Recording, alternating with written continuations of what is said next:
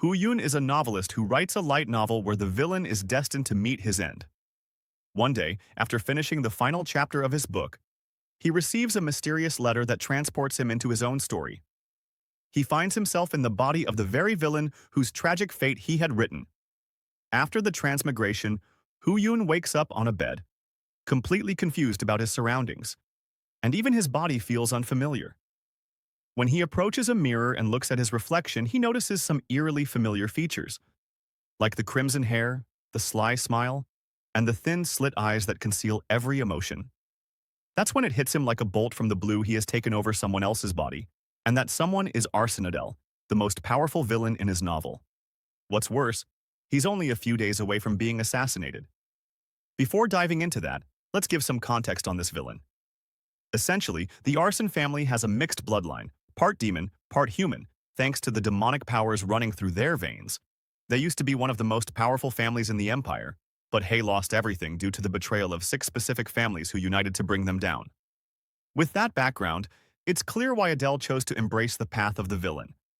He sought revenge against the families that destroyed his own. But his plans ended in failure, the exact reason the original Adele called out to the creator of the novel in the first place. In just a few days, Adele will meet a tragic death killed by knights from those 6 families. But here's the twist. Adele is one of the most talented characters in the entire novel. In fact, his abilities even surpass those of the main characters. Yet no matter how strong he is, Hu Yan wrote the story so that he could never defeat the protagonist, no matter what he tries. What's worse, Adele can't even use his mana right now. If only Hu Yan had realized that the restrictions he placed on Adele would eventually come back to haunt him, he would have never written a narrative so hopeless. It's completely stacked against the villain, and all Adele can do is curse his miserable fate. He spots the same type of letter that originally brought him into this world. It turns out this letter was left by the original Wu Yan, and he's hoping it might hold some clues to help him get started. But when he looks at it, the paper is completely blank. Not a single word appears on it. Then, out of nowhere, letters start to appear on the page. Miraculously, a message shows up from the original Adele to his creator. If Hu Yan wants to learn how to use the powers in this body, Adele asks him to respond with a simple yes or no. Of course, Hu Yan curses under his breath when he realizes he's talking directly to Adele, the same person who got him into this mess. The paper insists again that he answer with either yes or no. Eventually, Hu Yan reluctantly agrees and says yes. Now that Hu Yan has agreed, Adele explains that he'll answer anything his creator writes on the paper. Some questions might come for free, but others will cost him. The more important the question, the higher the price. Naturally, Hu Yan asks the big question, how to return to his original world. Adele answers immediately, saying it's impossible. Well, Hu Yan had already expected that answer, so he wasn't all that surprised by the bad news. Next, he asks a more practical question, how to use mana and activate Adele's unique abilities. It turns out there's no cost for this question. Adele immediately transfers the knowledge into Hu Yan's mind. The moment it happens, Hu Yan can feel mana flowing through his body. The first trait of Adele's body is the ability to remove someone's 5 senses, called darkness. The next ability is called killing intent, which lets him restrain opponents with aura. When Hu Yan activates it, he can feel it working. It makes him a bit happier. Knowing he can now restrain ordinary people, though knights or trained soldiers would be a different story. The last big talent he has to learn is Adele's most powerful skill, Position Transfer 1. As the name suggests, Position Transfer 1 lets him swap places with any object he chooses. It's basically the perfect assassination move.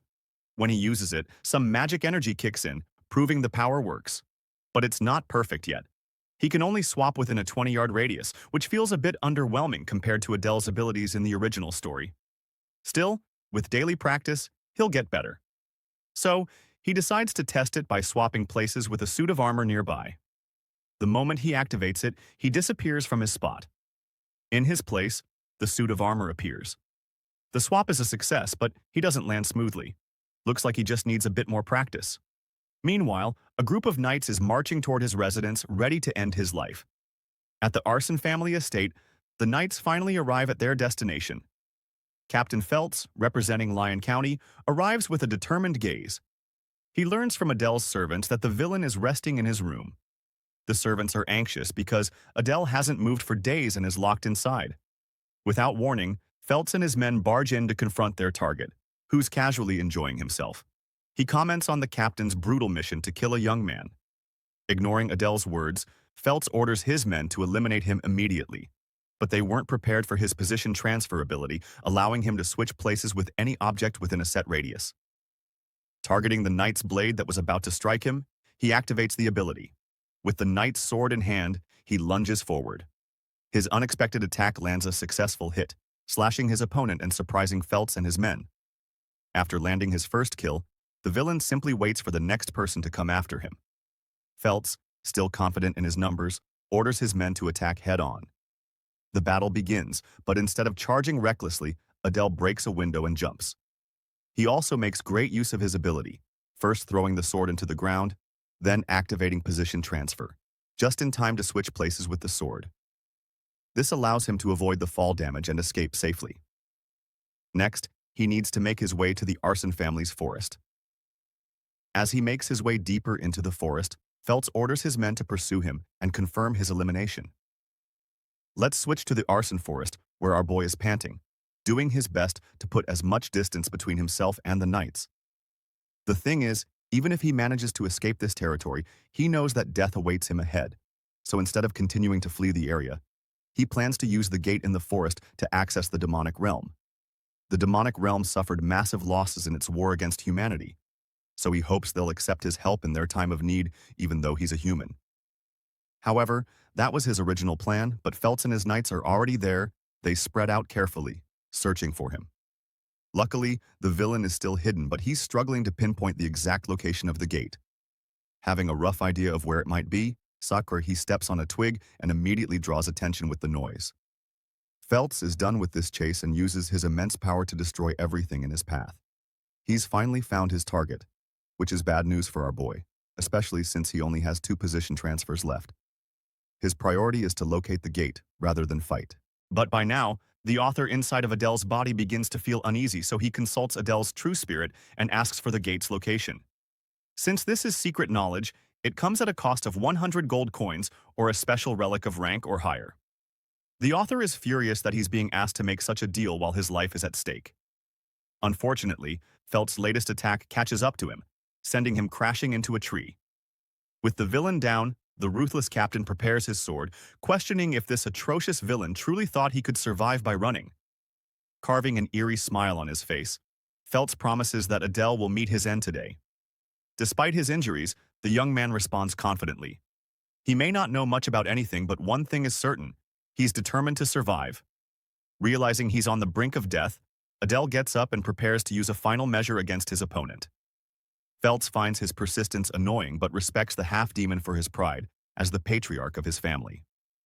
In response, Adele reminds Feltz that knights like him and his men shouldn't even have the audacity to claim any dignity when they're ganging up on a young child. Our boy seriously ends his life by telling Feltz to consider switching careers and becoming a nanny instead. Yeah, that's some cold ice to cool down. After, completely enraged, the captain points his sword at his target, coldly declaring that he won't hesitate to end the boy's life. He's set on driving his blade into the kid's heart. Feltz lunges forward to strike the killing blow, not realizing that this exact moment is what our boy had been waiting for. He pulls out a special note he uses to communicate with Adele and forces it to make contact with Feltz's sword. Now, you might not get it, but our boy is smart. He's using his opponent's special artifact as the price to get his question answered. This achieves his goal and also disarms Feltz. Adele has that gotcha smile on his face, while the captain's blade disintegrates into nothing before his eyes, much to his shock. As a reward for using the artifact, the position of the demonic gate is revealed. And so, our boy uses his position transfer again to jump away. Feltz tries to stop him, but the incompetent captain loses his chance. The villain escapes to find the special gate. Having finally located the gate surrounded by red tendrils of dark energy, Adele has achieved his goal. But this guy Feltz is like a damn cockroach. He throws a log at our boy, and just as it's about to hit Adele's head, he activates his final position transfer. He promises to meet the captain again someday. Feltz is frustrated that his target escaped into the demonic realm, a place where only darkness awaits him. Time passes, and we find Adele sitting by himself, chewing on some meat. He wonders how much time has passed since he successfully crossed the gate into the dungeon. This dungeon is actually a human-made one, created using secret demonic arts. Adele is surprised to find jerky on a bed placed here. He wonders if it was intentionally set up to protect some kind of treasure. There's also a special barrier here that deflects any blades from the front. Additionally, a stone guardian stands in the area, which only adds to the mysterious origins of this man-made dungeon. The stone guardian is rather unsettling on its own. Even Adele knows that if he dares cross the barrier to challenge it, he will be slapped away without a chance. So, he wisely avoids that. Finally, the special note glows as Adele's true spirit communicates with the author. It warns him about a penalty for manipulating the rules of the price as he tried to force Felt's sword to be the sacrifice. This trick won't work anymore from here on out. But even the author can't believe it's come this far. He's shocked he could even use it at all. And to top it off, there's no punishment for it. Suddenly, the author's attention is drawn to a stone that looks different from the others on the wall. When interacting with the stone, he realizes that it's only thanks to Adele's powers that he's able to perceive certain things. An assertive voice responds to him interacting with the stone, telling him that he doesn't have the right to use this function. Our boy strongly suspects that this stone must be the key to deactivating the barrier. But since he can't use that, he's planning on finding another way to escape. Past the barrier, he spots a stone that probably fell from the stone guardian's body. Even though it's just a stone, it could still be useful in this case. Activating his position transfer ability, the author switches places with the stone, successfully escaping without needing to activate the function. But he's so caught up in his excitement that he forgets about the demonic stone dragon outside. The creature roars in his face, warning him to be cautious. The scene shifts to the demon's castle in the realm, where the patriarch of the bear's family, Kree, watches his servants hard at work. He comments that it's probably because of his daughter's raid attempt that his people are working overtime. Kree isn't sure how to deal with the situation, because if his daughter succeeds, she'll gain the right to enter the Seitan, a demonic school. Even if he orders her to fail, she'll just rebel against his wishes anyway. After all, his daughter is determined to achieve her goal of avenging her mother's death at the hands of the humans. That's an incredibly heavy burden for a girl her age to carry. Anyway, her father is worried that she might end up getting tossed around in the ruthless demon school. Suddenly, one of his maids arrives with troubling news. Kree is extremely agitated that he's been interrupted in his thoughts, and the maid apologizes in fear, telling her master that there's word of an unknown person in the hidden domain. They've found several energy traces showing that someone opened the door, causing a lot of confusion. What's worse, the person's identity is still unknown. All they know is that the individual tried interacting with the door's function from the inside. This puts the demon patriarch into deep thought.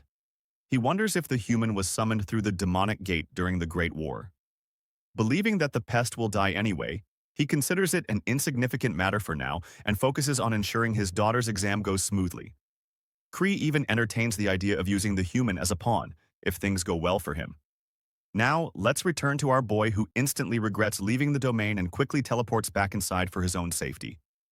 The guy clearly wasn't prepared for a wolf to try and devour him alive. The creature stares at him from outside, while the author realizes just how bad his situation is. Even if he breaks free from the barrier, it will only put him in even more danger. Suddenly, the author has a breakthrough. The wolf is made of stone. This means his ability might actually work on it. Activating position transfer once again, he switches places with the stone wolf outside the barrier, successfully trapping the monster inside while he escapes the barrier's grasp. The wolf takes a moment to realize it's trapped. Despite several attempts, it fails to bypass the barrier. Adele takes the chance to run and search for an exit. But then, out of nowhere, he runs into another terrifying creature from the abyss. He quickly realizes that there's a challenge at every level, and this massive bug seems even more menacing than the wolf he just escaped. The funny thing is that Adele keeps abusing his position transfer ability on these creatures, repeatedly trapping them inside. It's because they are inanimate that he can exploit his powers to their maximum potential. Having finally reached the final stage of the hidden domain, a voice calls out to him, congratulating him for reaching the last obstacle. It's surprisingly welcoming, especially for a human like Adele. The author realizes this must be the boss room, and what he sees is absolutely terrifying. It's a Death Knight radiating power and proudly showing off its flawless armor. From the strength exuding from its body, Adele compares it to Captain Phelps. He doesn't even entertain the idea of talking to the Death Knight and quickly starts using his position transfer ability. Before the boss can finish a single sentence, the poor guy is already trapped inside the barrier. Adele moves past him and finds the treasure chest he was searching for. It's different from what he expected, as he didn't anticipate a special ornament engraved on it. This black dragon ornament represents the highest-ranking demonic families, including the families of sloth, lust, gluttony, wrath, envy, and finally greed. The black dragon symbol represents the bear's family, which signifies the sin of pride.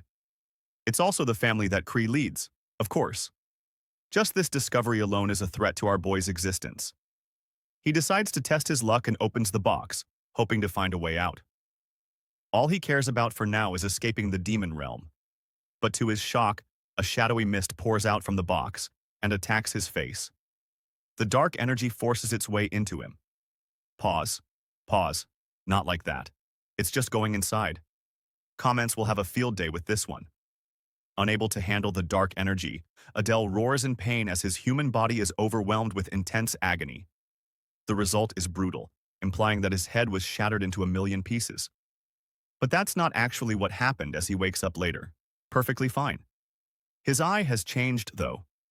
The black liquid that attacked him has given him the Eye of Superba, a unique ocular power that boosts his dynamic vision and only activates after killing an enemy. Now, he feels like he's unstoppable, thinking he can take on dozens of enemies at once.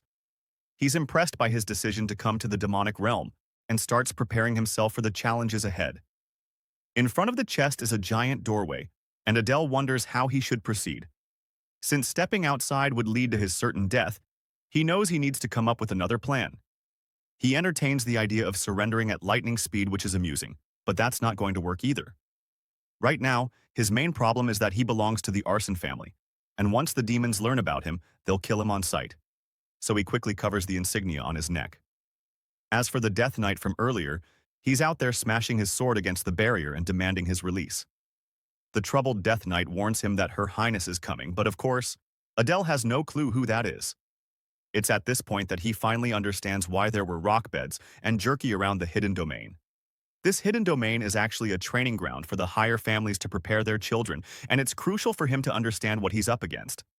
So, he takes out his special note to communicate with the real Adele. The author asks about the character closest to him right now, and once again, Adele's soul demands a sacrifice to provide an answer to that question. Unfortunately, the author is in a tough spot, so instead of paying with gold or artifacts, he sacrifices 100 points of his mana, which is a painful price to pay. Finally, the answer is revealed. The person closest to Adele is Renee, the youngest daughter of the demonic patriarch of the Bears family. Our boy has a moment of realization, thinking, I'm totally screwed, because there's no way he can beat her. The Eye of Superbia that he stole is actually supposed to be her reward for completing the training, and he literally stole the achievement since she has a lot of authority in the demonic army. Sache, Adele figures she'll wipe out the Stone Guardians and appear before him.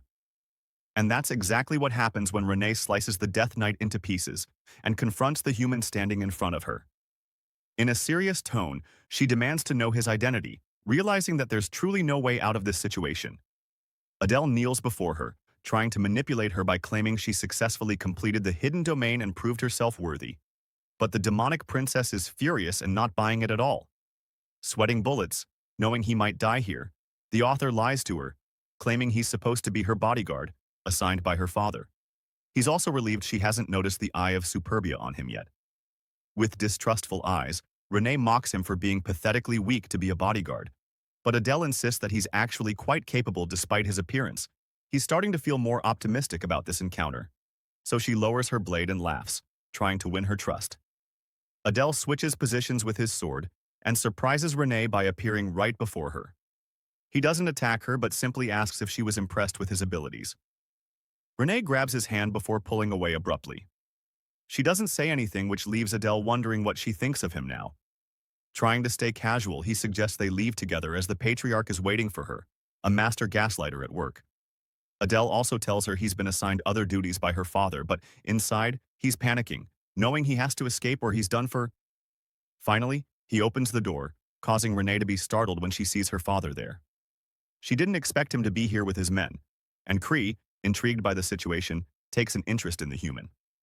Meanwhile, Adele is questioning his existence because now he has to come up with an excuse to fool her father too. If they find out what he's done, he'll be killed on the spot. But for some reason, Kree hasn't made a move. Kree turns to his daughter and asks if she cleared the domain, and after confirming that she did, the patriarch requests that the human follow him unaware of the trouble ahead. The author wonders what's about to happen. He follows suit, unable to consult his special note anymore since he's run out of mana and can't offer anything else. Arriving at the Bear's family mansion, Kree signals for everyone else to return to their quarters, and though he's glad to get a chance to escape, Adele is secretly celebrating. That is, until he realizes there are guards keeping a close eye on him in case he tries to defy orders. Inside Kree's office, he meets with his daughter, emphasizing that Renee has successfully completed the final task, but he still wants her to be sure about her decision to enter the training school. Renee, determined, answers yes. Kree goes quiet for a moment, before asking about the human she encountered in the reward stage. Recalling the way he stunned her with his powers, Renee acknowledges him as a strong person, which pleases the patriarch, making him even more intrigued by the mysterious human.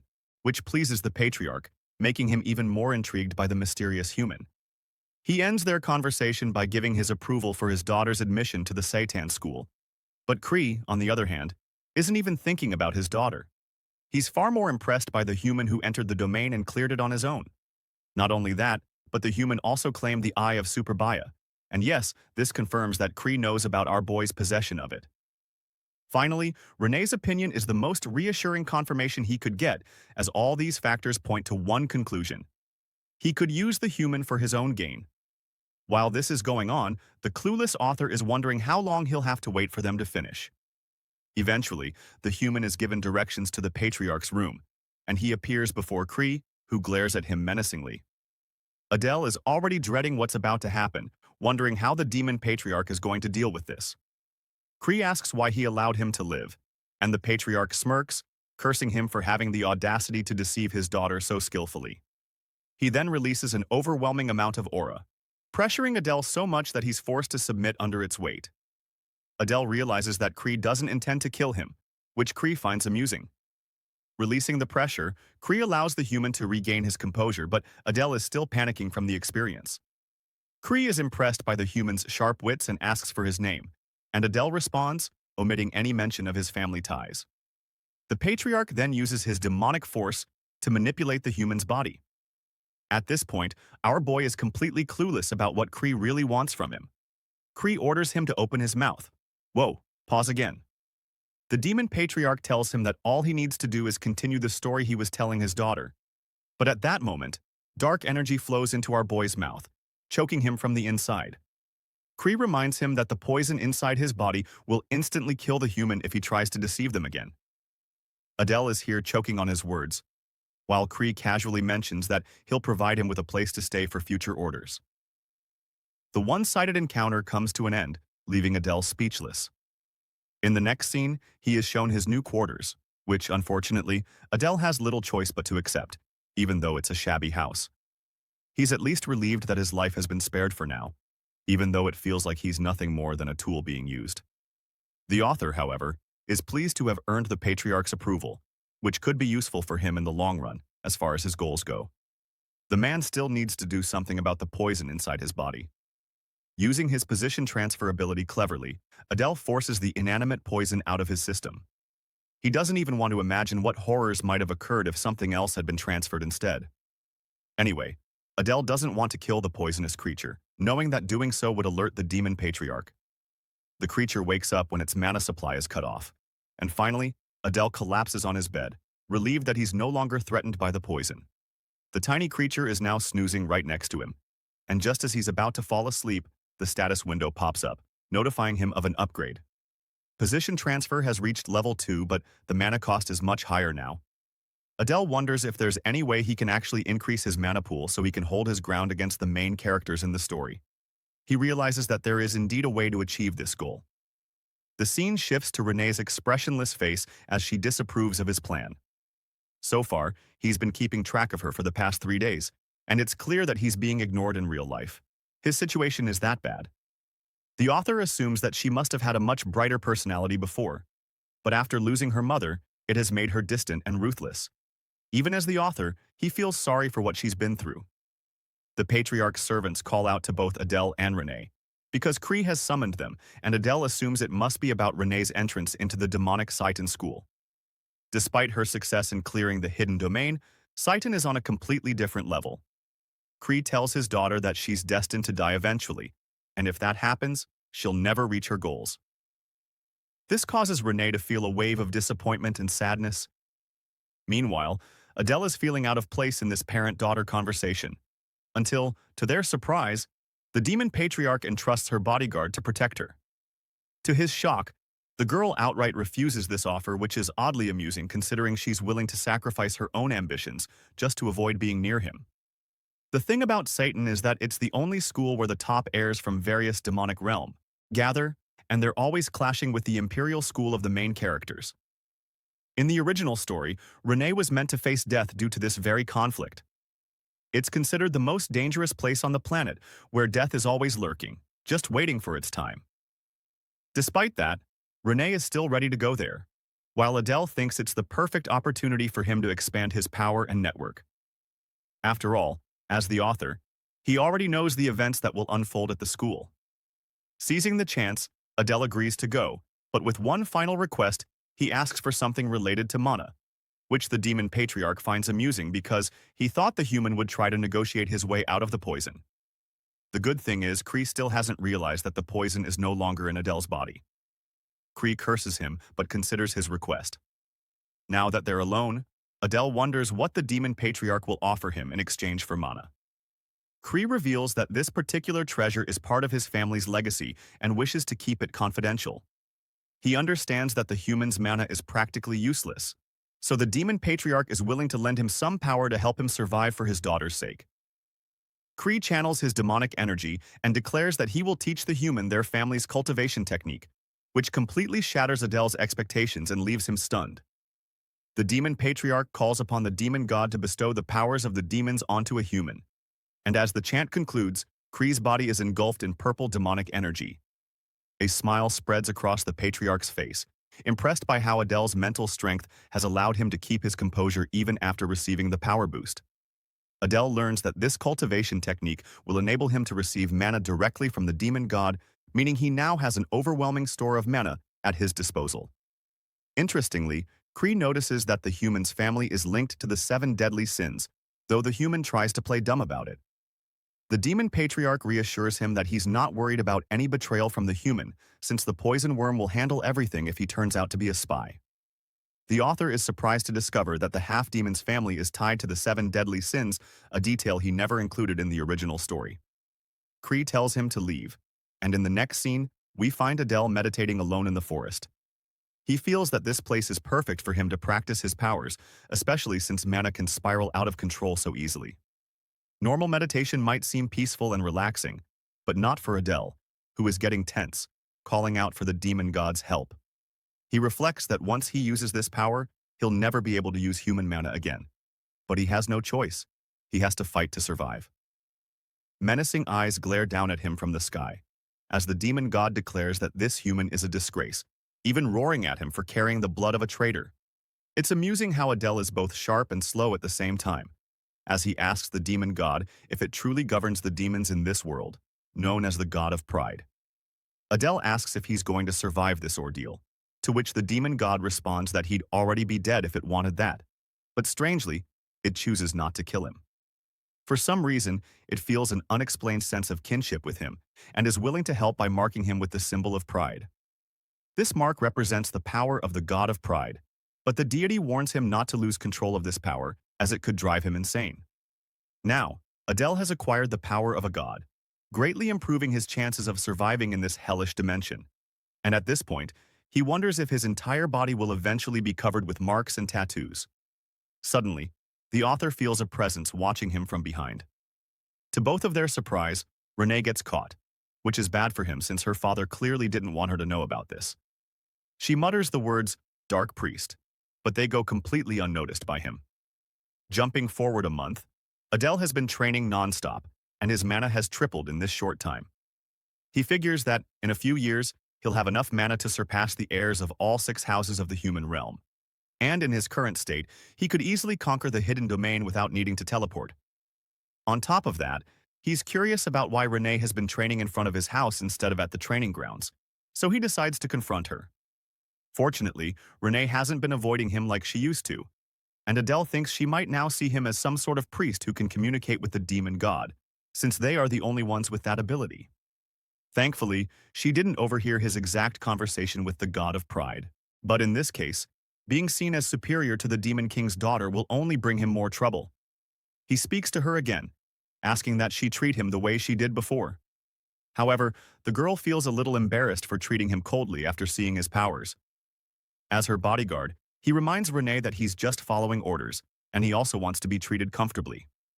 Renee decides to follow his request and orders him to fetch her some water. Adele doesn't quite understand what Renee is up to.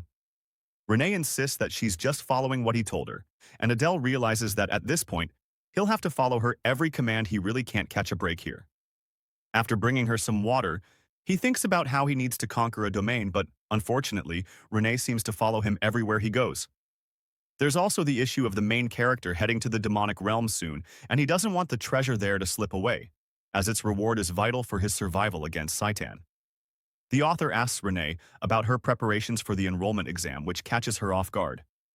Adele explains that eventually, he'll have to face the strongest humans, so he's worried about how she's preparing. But Renee doesn't seem bothered at all, saying she has everything under control. Adele suggests she double-check, though, since forgetting something important could end up becoming a problem for her later on. Renee is annoyed by his vague language, but Adele admits he's genuinely concerned for her. However, this girl is sharp and doesn't fall for manipulation that easily, and she quickly realizes that Adele wants to go off on his own while she's away. Adele hits a dead end with this approach, while Renee, frustrated, wonders if he's starting to get tired of her. To calm her down, Adele finally tells her the truth about his plan to conquer a domain nearby. Instead of getting angry, she goes into deep thought. She then tells him that she actually forgot something, and at first, Adele is happy. But then she reveals that what she forgot was her warm-up for training. Long story short, the girl wants to join him in conquering the domain and to warm up her skills. She believes it'll be easily conquered in just one day. Of course, Adele is worried, but he can't exactly refuse her as his superior. The domain of the undead, so you can probably imagine what that means. This place used to be under the control of necromancers, but after they were wiped out in the war, it turned into a ghostland full of undead soldiers. Renee knows a lot about this area, and it makes her uneasy because the domain is considered mid to high tier in terms of danger. The sheer number of undead there is a big concern. That's why having Renee's support is essential here. The only issue is that her tagging along makes it harder for him to slip away unnoticed. If the Patriarch finds out she was put at risk, Adele's going to be in hot water, so he politely asks her not to come along, pointing out that they'd both be in trouble if the Patriarch discovered she left without his approval. But Renee already has things figured out. She knows a hidden way out of the house.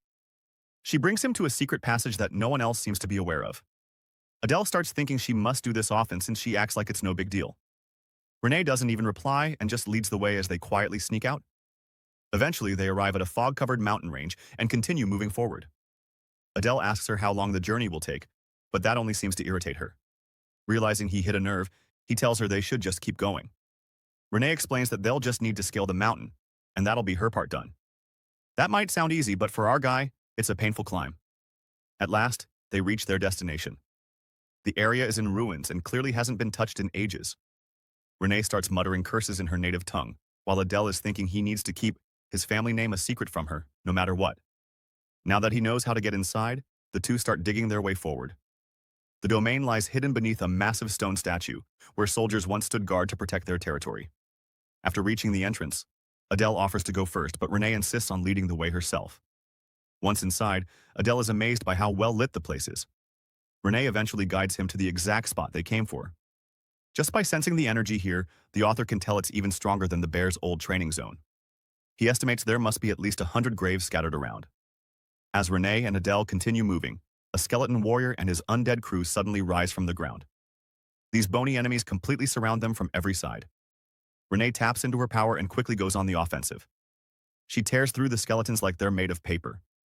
Adele's pretty thankful he brought her along. He realizes that some necromancer is probably controlling these soldiers, so their goal should be to take him out. He blocks an incoming strike and tells Renee to push forward. He'll be right behind. But to her surprise, the fallen skeletons start coming back to life. The necromancer in charge glares at them, clearly impressed that they dared to enter his domain. He commands his army to wipe them both out. Things get worse, as the undead keep getting back up. Adele tells her to keep moving and go for the necromancer directly. Meanwhile, he focuses on creating an opening so she can do what she came to do. While he deals with more of the undead, he reassures her that he's handling things on his end, and she should focus on taking the shot. Calling on her powers, the demon patriarch's daughter charges forward to finish the necromancer off. The mage brings forth even more undead to slow them down, but Adele knows they have to focus on taking him out fast. If they can destroy the caster's orb, the fight will basically be over, especially now that he can use his new position transfer skill. Things take a wild turn when out of nowhere, a giant skeleton the size of King Kong appears. Adele instantly fears for Renee's safety. But instead of going down like a typical weak-side character, she completely wipes the massive creature out in one strike. Adele realizes she's way stronger than he gave her credit for. He then activates position transfer to close the gap between him and the necromancer. This new power lets him switch objects instead of himself. So he casts exchange, which snatches the orb straight from the necromancer's hands and teleports it right into Adele's grasp. That's all they needed. Now that the bony spellcaster can't use any magic, he's finished. With the orb destroyed and out of the picture, the necromancer and all of his minions vanish with him. Thanks to their teamwork, the mission ends in success. Strangely, the necromancer's final words are a sincere thank you to a human. That's when Adele is hit with the truth. He's the one who wrote the tragic fate of this domain into his story, and now he actually feels sorry for the characters he created. He hopes they've finally found peace. Renee asks if there's anything left to do now that the boss is down. Naturally, the next step is collecting the loot. At last, Adele can finally claim the prize he's been chasing. The first is called the Fang of Darkness, a dagger forged from rare demon steel. It transforms darkness into mana, boosting its wielder's strength in the shadows. The second reward is a ring known as the Eternal Full Moon, which lets the user soak up mana under the moonlight at incredible speed. Adele is really impressed by the dagger, and quickly realizes it can help him fully awaken his darkness trait. As for the ring, he doesn't have any use for it, so he turns to Renee and offers it to her instead. She's fine with that and accepts it without hesitation. Like a proper gentleman, Adele gently slips it onto her finger, which makes her cheeks flush with embarrassment. She quickly pulls her hand away, clearly flustered. Our clueless hero has no idea why she's reacting that way.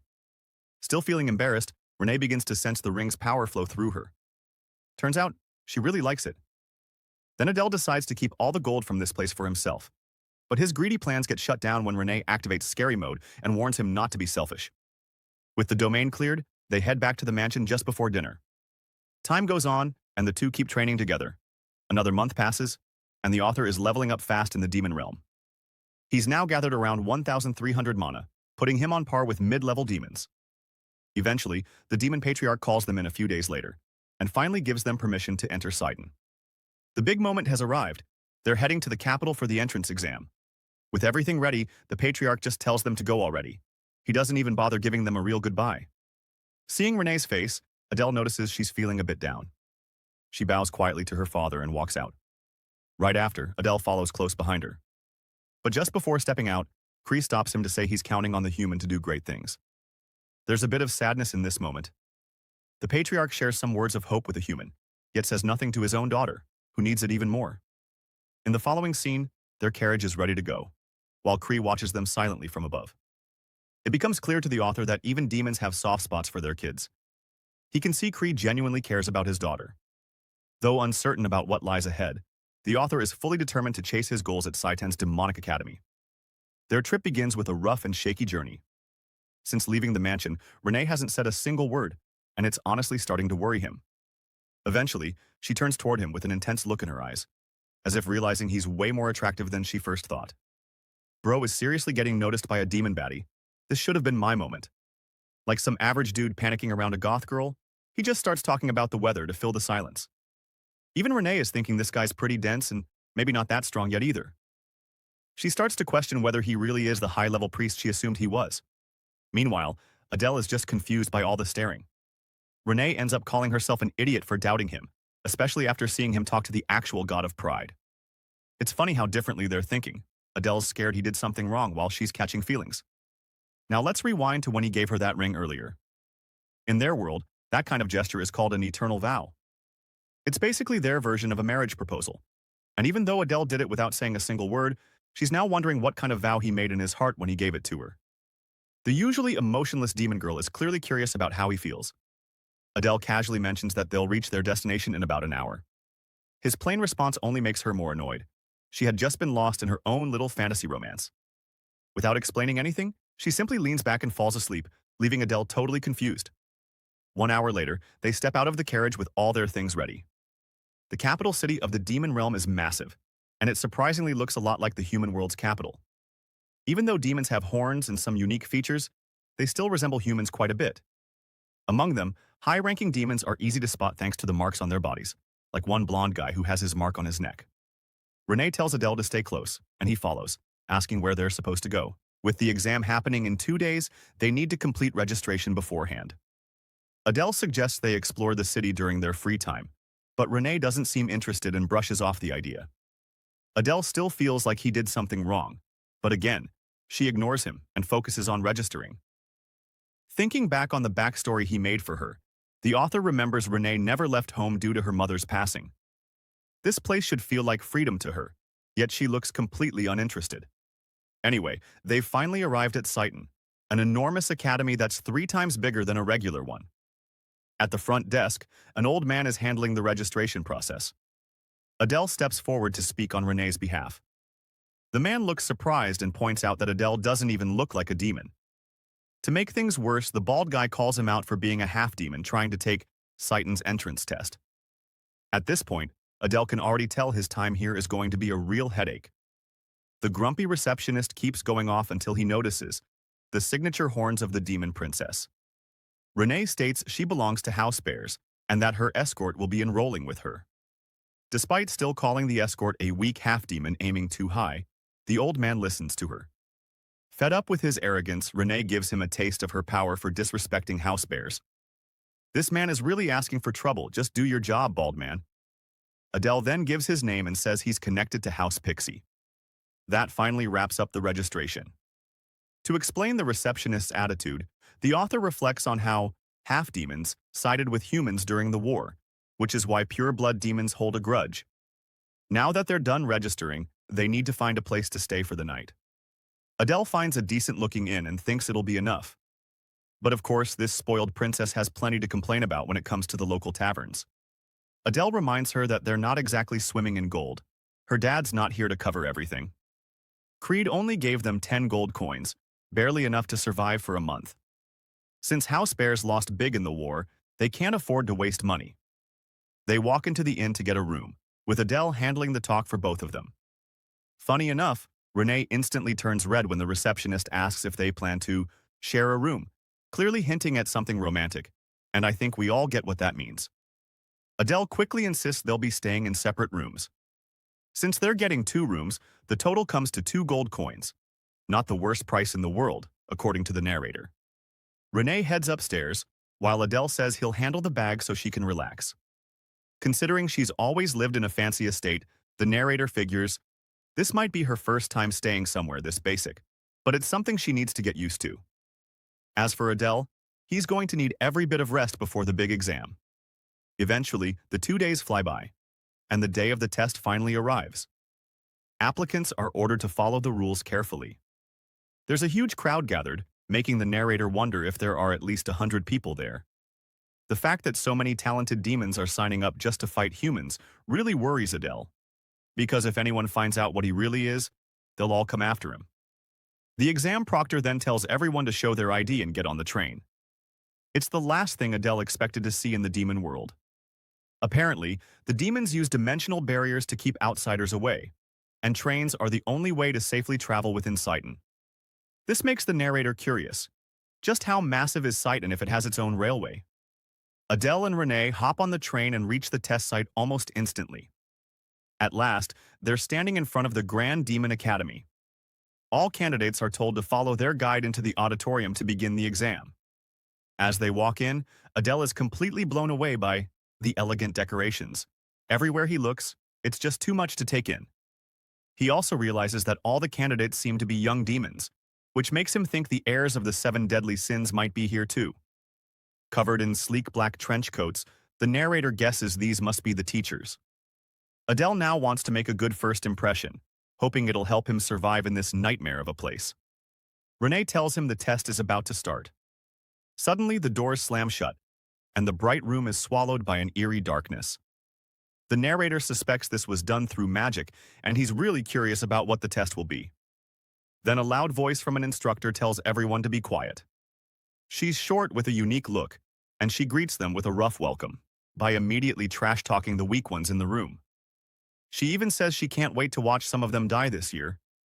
Adele is shaken just by the sound of her voice. Wearing a wicked grin, the girl gets down to business. She jumps straight into the exam without any explanation. Her aura alone is so intense that it makes every student feel like they're being crushed. The weak ones drop out almost right away. The instructors don't seem fazed at all by the harsh way the exam is being handled. Turns out, that scary lady is actually the headmaster. And this test, it's all about mental strength. Headmaster Lucian picked this trial specifically to see if the applicants could endure a human interrogation should they ever get caught. The candidates endured 5 excruciating minutes, and by the end, almost all of them were knocked out, except for Renee, Adele, and 6 others. At first, the instructor had high hopes for the 100 applicants who showed up for the test, but it's still better than last year, so there's at least some progress. This group of candidates is especially notable, as it includes the heirs of the 7 deadly sins, and the instructors were expecting their arrival. However, they were taken aback when they saw an unfamiliar face standing firm. This kid isn't like the others from the demonic families. The fact that he held on for 10 minutes shows he's got real potential. Still, the instructors are sure he'll fall soon. Adele is clearly in a lot of pain. One of the male instructors feels a dark, pulsing energy coming from Adele. Everyone, including Headmaster Lucian, is shocked. The kid looks like a demon god with this sudden change. Sensing the danger, the male instructor decides he has to take action and eliminate the candidate. At first glance, the boy seemed ordinary, but as the very air around him began to crack, they all realized the murderous intent surrounding him. It felt like he was one of the deadliest killers to ever exist. That's when the instructor moved to act, but despite his readiness, Lucian notices that the instructor hesitates. Even though this kid is just an applicant, the instructor is clearly afraid of taking on such a strong threat. Meanwhile, Lucian's colleague smiles as the other candidates are all completely drained. At this moment, our protagonist realizes that if he doesn't find a way to endure this test, his mental state will shatter and he'll go crazy, just like the god of pride warned him. A plan suddenly forms in his mind. What if he used his killing intent to fight against the instructor's aura? Without hesitation, he decides to give it a try, knowing he can't just sit and wait. His body releases tendrils of red demonic energy, counteracting the headmaster's powerful aura. Lucian is impressed and, wanting to see him submit, increases the intensity of her aura. But despite the mounting pressure, he holds his ground, even as his sanity teeters on the edge. Finally, after Lucian intensifies her aura further, it catches her attention. He manages to survive the test. Though he should be focused on himself, his attention shifts to Renee, who is holding her own with surprising ease. The same goes for the other heirs of the 7 deadly sins. Balton, the heir of envy, Prone of lust, Samuel of gluttony, Aaron of sloth, and Gwir of greed, each one stands firm. The author reflects that he wrote these characters with great care, but in the end, they all get killed by the heroes of the story. He notices the 6 remaining members and shifts his gaze, finally resting on the heir of wrath. She has long, beautiful, snowy white hair, a crown of thorns, and scarlet, merciless eyes. At that moment, he realizes he's facing the worst villain he ever created, the future demon lord Diana. The first part of the exam ends, but Adele is still gathering his thoughts. The Demon King typically comes from the family of Wrath, so Diana doesn't really need to be here at all. Despite being a successor to the Demon Lord, she has come to apply as a candidate, which makes our protagonist wonder if something went wrong in the story. In any case, the candidates who failed are acting like spoiled brats, complaining about how harsh the test was. But the instructors couldn't care less about their privileged backgrounds, and they make that very clear to these pampered fools. The male instructor points out that those who couldn't even last 5 minutes aren't worthy of being here, so the gates are shut on the failed candidates. This first test alone shows just how brutal the demonic academy can be. Luckily, Adele passed, and he realizes that Lucian is actually the headmaster, not just a regular supervisor. She's the strongest being in the demonic realm, despite her cute appearance. Though Adele is fortunate to survive the first trial, he knows he has to keep up the fight because most candidates fail in the second exam. As this is happening, the author notices that Renee is attracting a lot of attention, thanks to her impressive combat skills. It's no surprise that the heirs of the 7 deadly sins are famous figures, since they managed to withstand Lucian's overwhelming aura as well. Poor Adele is a bit downhearted, though, as he hasn't gotten the same recognition, despite holding his own. Renee approaches and praises her so-called bodyguard for passing, and while he did pass, Adele is satisfied knowing he showed the instructors he isn't just another ordinary candidate. With this impression, they'll be sure to remember him. At least, that's what he believes. The male headmaster demands their attention and formally introduces himself as Ares, the instructor responsible for their training. This guy has such an intimidating presence that Adele figures he probably carries a knife with him at all times. Ares congratulates those who passed the test, and explains that the purpose of the exam was to assess their mental resilience in case they were ever questioned by humans. The 8 surviving applicants will receive extra points, and if they perform well in the second exam, they'll all gain access to powerful weaponry. It's like Christmas for our boy, who can't help but feel overjoyed at the chance to earn such a reward. Meanwhile, the other candidates are even more frustrated by their failure. Ares starts to explain what the second exam will entail, first focusing on showcasing their individual abilities based on the talents each applicant possesses, which will be used to determine how they fare against humans. They will be assigned a class based on this specific exam, so they'll need to bring their A-game. Adele understands what's expected of them, though he's curious about what kind of humans they'll face in this test. Ares then reveals who their opponent will be for this special exam, and with a snap of his fingers he summons a creature, born from the essence of light, wearing a distinctive armor and wielding a recognizable sword. Adele quickly realizes that they're about to face the strongest hero from the 6 great human families. It's like facing the final boss of a game when you're only at level 2. This opponent is way too strong to be here. Renee notices his reaction and wonders if he knows who the man is. Of course, poor Adele can't exactly tell her they're up against Nenai, the head of the Nenai house, and someone closely tied to the protagonist of the main story. To make things even worse, the author realizes that this overpowered John Wick's cousin is actually the protagonist's father, the legendary sword saint, known for his unmatched talent. Some of the candidates are sharp enough to recognize him, and they've already given up on passing the test. It's no surprise that they know who he is. He's a one-man army who took down multiple demon houses all on his own. Even Ares understands that the kids don't stand a chance in a full-on battle against the sword saint, which is why Nenai will only use 10% of his strength in the fight. At first, Renee thinks this test will be way too easy with those odds, but the author reminds her that they're facing an apocalyptic-level threat disguised as a human. Even at just 10% of his power, the Sword Saint could easily wipe out entire cities. This makes Adele wonder how the other applicants will manage to survive the exam. He suspects there's some hidden criteria, and while the information scroll could be helpful, he doesn't have the money to waste on it. Ares announces that the candidates will be split into teams of 4 to face him head-on. To make it more balanced, the top 8 candidates will be separated from each other, and the remaining candidates will be assigned randomly. Adele is thrilled to be part of the top 8, while Renee seems a bit frustrated that she wasn't included in that list. Renee's teammates are just taking advantage of her, while Adele's team seems to be giving him a hard time simply for being on the same team. Renee gives him an adorable tap on the shoulder, signaling him to come back safely. Adele happily wishes her the same, and that's how the 33 teams were formed. Adele was made the leader of the last team, and his teammates include Kina, Chris, and Sanchez. He doesn't recognize any of them, which is a clear sign to the author that these are likely just filler characters with no real role in the plot. Kina and Chris are friendly and greet him warmly, but Sanchez comes off as a stuck-up emo character with issues. He immediately starts attacking Adele with harsh words, calling him out for being a half-demon. It's a bad situation for the author when even the generic characters are giving him a hard time.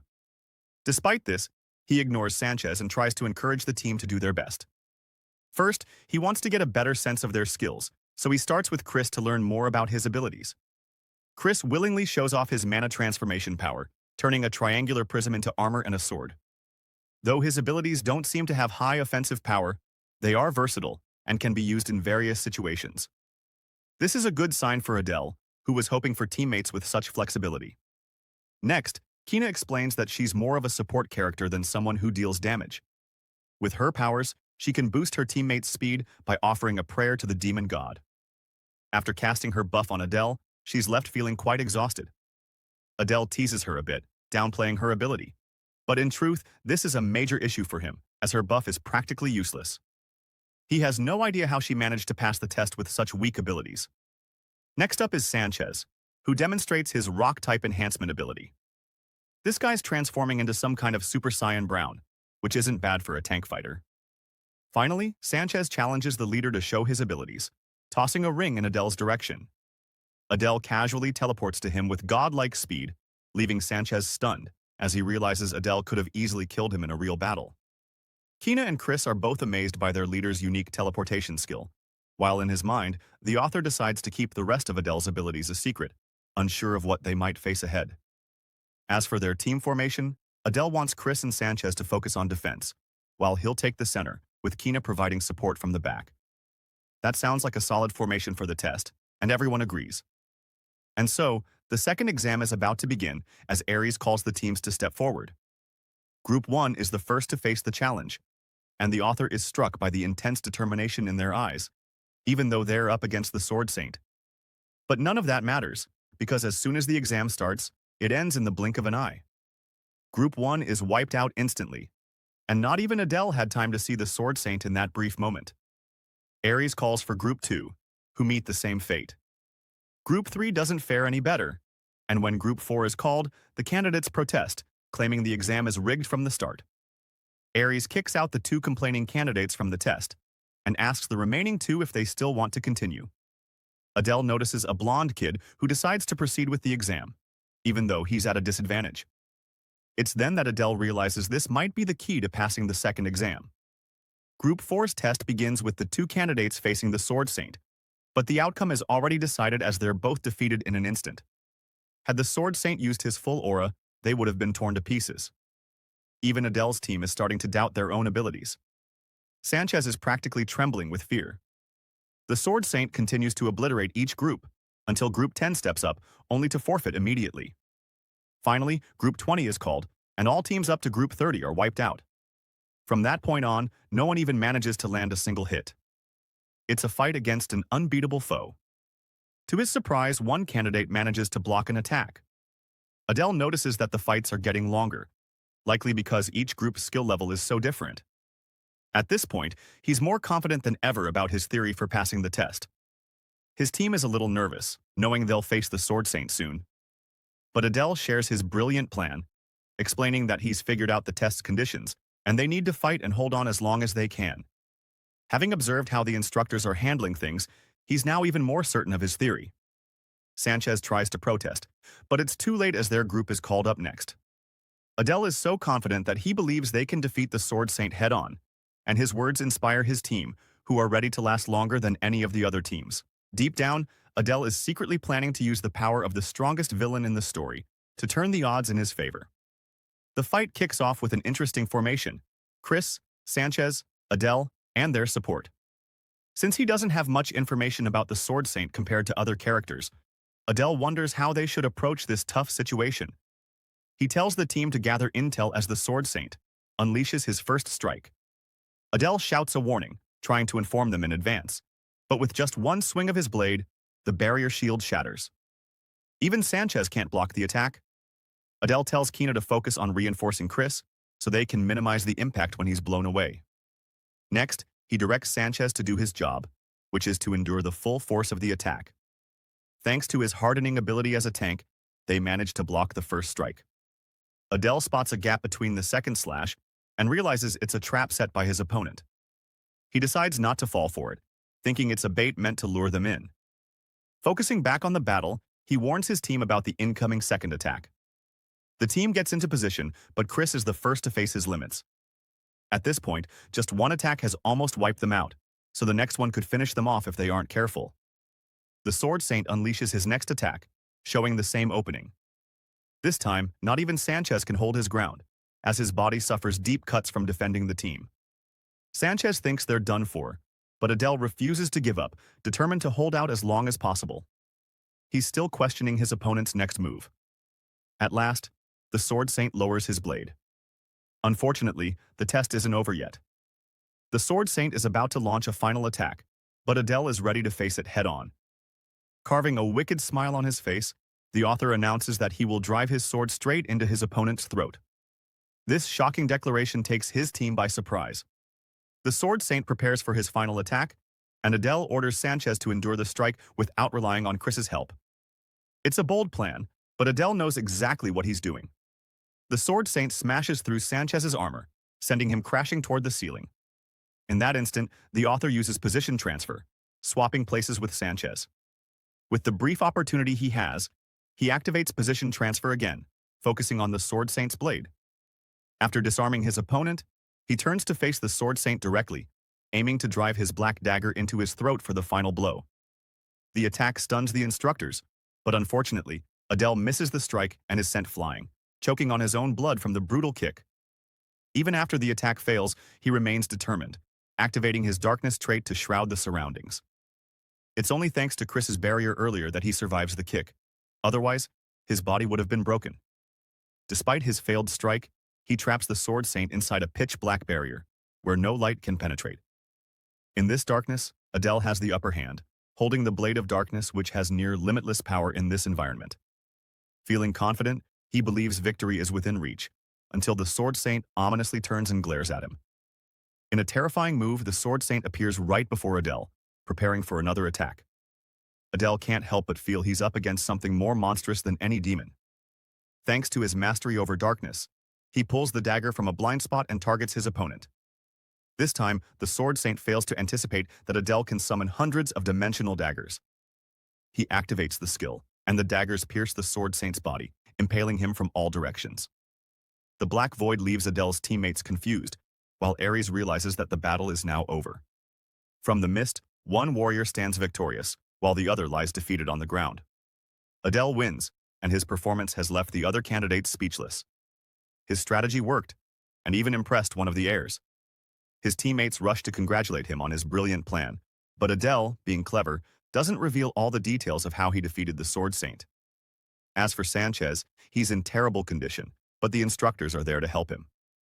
To the surprise of his teammates, the exam isn't over yet, and Adele explains that they have one final step to complete. He drives his blade deep into his opponent's body, demonstrating his ruthlessness to the instructors. Even the heirs are amused by his actions, with Fran admiring him for his impressive abilities as a half-demon. However, she still believes he is naturally inferior to the purebloods. Her words immediately provoke Renee, who exudes a murderous aura in response. Fran wonders why the bear princess is reacting so viciously, sending a shiver down her spine. The 7 deadly sins are already at work, each trying to intimidate the others in a battle of rivalry. Fran's servants are worthless simps, thinking she'll beat Renee. Back to Adele. He notices Renee radiating bloodlust and wonders what's going on. But that's not his main concern, as instructor Ares approaches him. Ares asks if the boy understands why he's here. Seeing Adele's indifferent response, Ares turns away, reminding him that he will be keeping a close watch on him. Adele feels a little disappointed, thinking he should have gotten some praise or recognition. Meanwhile, a battle between Renee and Fran is about to begin. Adele wonders who the demon that Renee is facing could be. From her appearance, he realizes she's from the House of Lust, but it doesn't make sense that she would challenge Renee of all people. The author admits he's been too focused on his human characters, neglecting the demons. Fran spots the half-blood from afar and calls him out, and Adele wasn't expecting what happened next. This crazy chick goes even further, demanding that he become her slave. Upon hearing that, Renee gets even more enraged and charges in to launch her first attack. Seeing her honor being disrespected by the embodiment of lust, Lady Renee unsheathes her sword and rushes forward, refusing to give Laurel any time to react. The two would have clashed if not for the instructor stepping in. He warns them that fights within the Satan campus are strictly prohibited. If they want to settle their differences, they'll have to do it outside the school. The students watching the fight are shocked, realizing that if Ares hadn't intervened, something bad could have happened to the 2 of the 7 deadly sins' top prospects. Renee promptly sheaths her sword with a scoff as Laurel trembles. With a concerned smile, Adele checks on his boss. She stared at him blankly as he signaled for her to take the stage. Instead of joining her group for the test, Lady Renee pulled out a handkerchief and began wiping the sweat off Adele's face. She gently cleaned him up, complimenting his performance, saying it should have been her, not him. Lauren, still not understanding her place, criticized Lady Renee for getting too close to a half-demon. Adele ignored her rude remarks, grateful that he was being treated better now that he had passed the test. Looking him in the eyes, Lady Renee asked if he had been holding back his strength during the trial. Adele was confused. He had taken significant risks just to land his attack earlier. Finally, Group 34 was called to the stage, and Renee calmly made her way, promising to keep Adele's secret. She must have assumed he was a powerful priest from her family.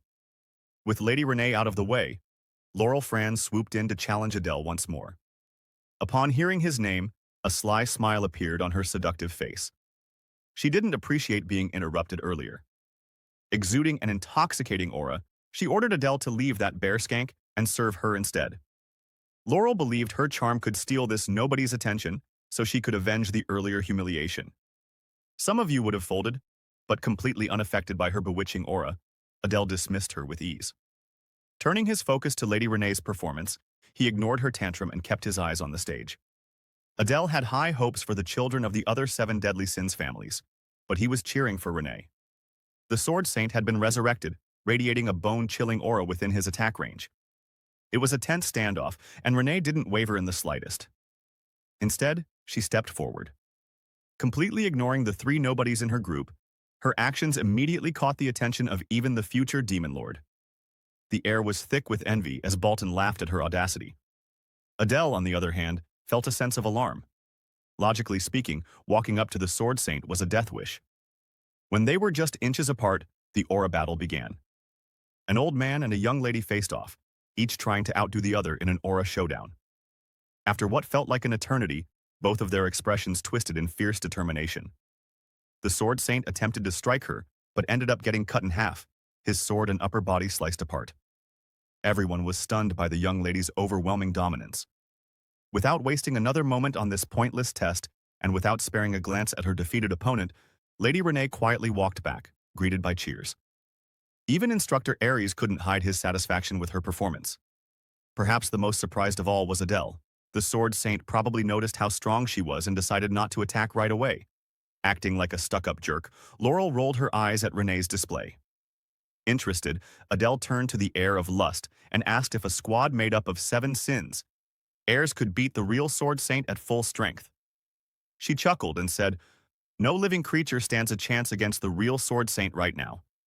Maybe if the former Demon King were still around, they'd have hope. Besides, anyone paying attention can see the fake being used for this trial is way weaker than the so-called 10% strength the teachers mentioned." That's when Adele realized he had a hard time fighting a fake that isn't even close to the real one's power. He built this world, but he still knows so little about the demon world. Even so, he can't help feeling excited about what's coming. The rest of the teams about to face the trial are all led by 7 deadly sins heirs, maybe inspired by Renee's fight. The other heirs also stepped up to show why they carry their titles. Each of them defeated the fake Sword Saint with ease, making it tough to tell the difference between the various bloodlines. But Adele is sure about the top 2, the ones destined to become key figures later on. Once every group had gone through the trial, the entrance exam finally came to an end. Instructor Ares gathered everyone in front of the podium and declared that anyone who was brave enough to fight, no matter the outcome, had passed. With that, the rest of the young participants were officially welcomed as Citan trainees. Ares told them not to get too excited yet, as they had just stepped into a brutal journey that had crushed many demons before them. For those who made it through, the entrance ceremony is scheduled to take place in 2 days.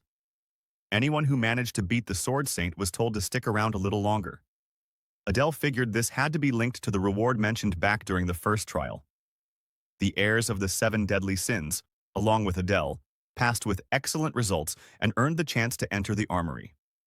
Before they could proceed, Baltan raised his hand and asked a question. He wanted to know if they'd be allowed to leave the armory carrying a bunch of weapons.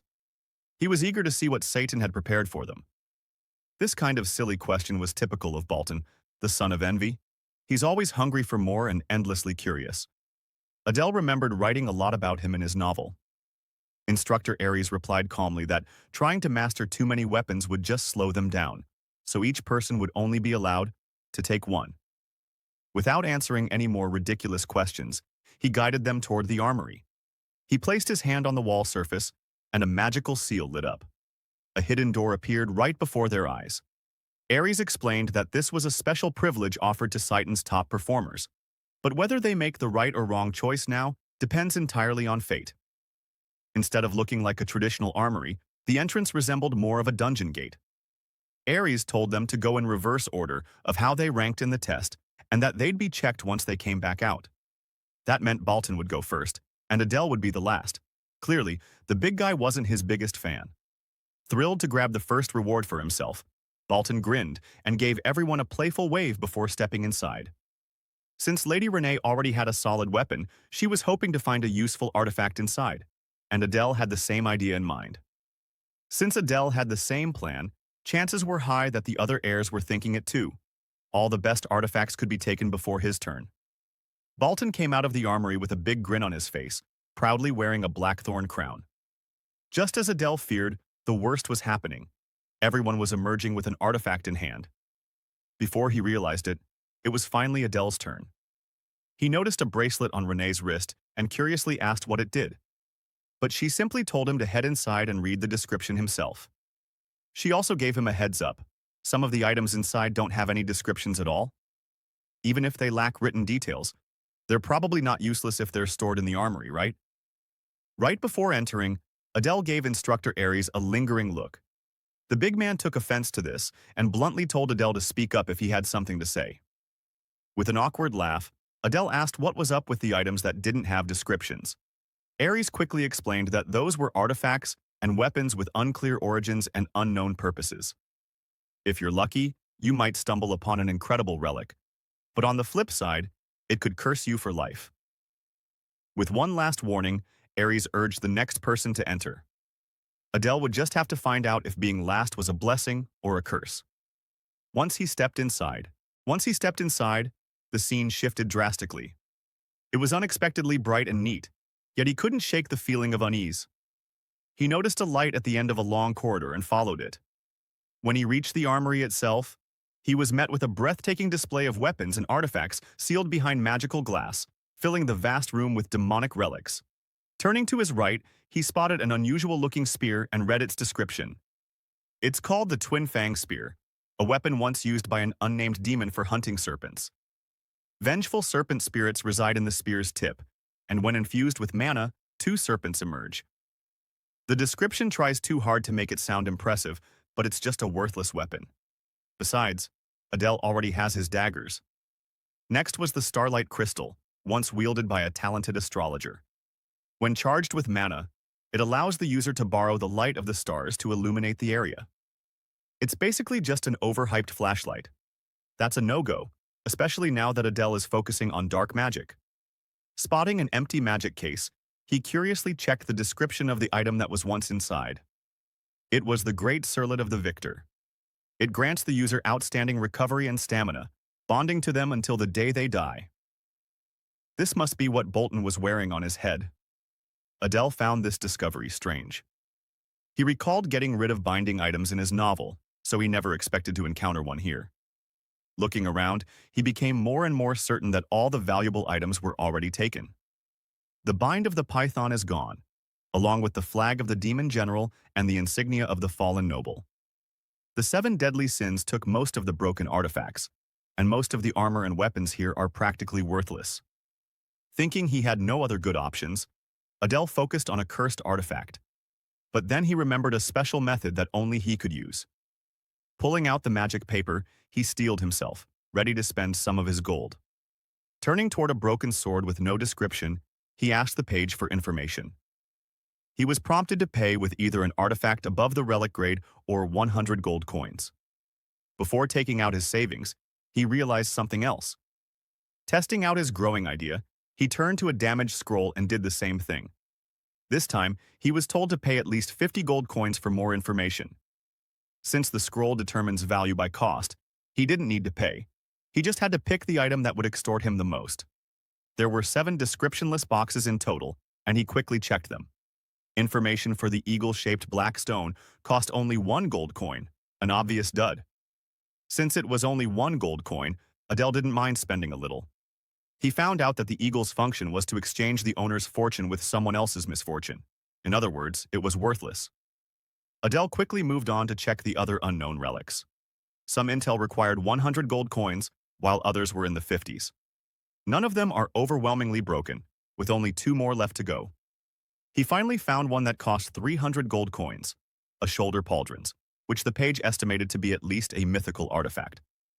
This item put all the other artifacts chosen by the heirs to shame. Just as he was about to select the pauldrons, his attention was unexpectedly drawn to the last descriptionless item he hadn't checked yet. He had the strange sensation of being watched, despite being alone. The artifact was in the form of a simple necklace. Something about it made Adele's instincts sharpen, so he pulled out the magic paper and asked for more details about this peculiar accessory.